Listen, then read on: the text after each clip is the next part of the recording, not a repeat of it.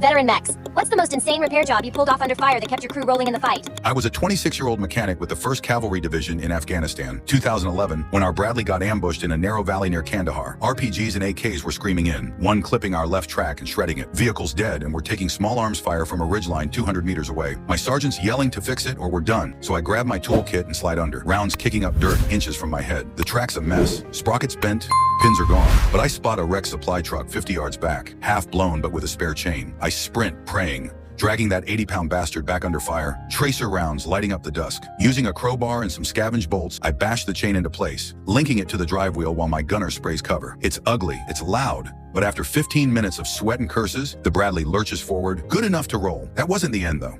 Half a click out, the engine starts choking, fuel filters clogged from debris we kicked up in the blast. We're still in the kill zone, Taliban popping off their rifles like it's New Year's, and the driver's screaming, "We've got no power." I pop the hatch, climb onto the hood with a spare filter from my pack, and swap it out while the vehicle's rocking from near misses. No time to die.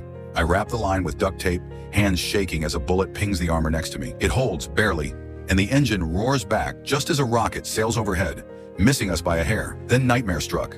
The turret jams, hydraulic lines punctured, fluid spraying like a fountain. Gunner's useless, and we've got hostiles flanking us now. I've got no replacement line, so I yank a hose from the cooling system, splice it with my Leatherman, and reroute what's left of the fluid. It's a hack job, pressure's weak, but the turret creaks back to life, swinging just enough to lay down suppressing fire. I'm burned, soaked in oil, and yelling at the crew to floor it as we limp out of the ambush.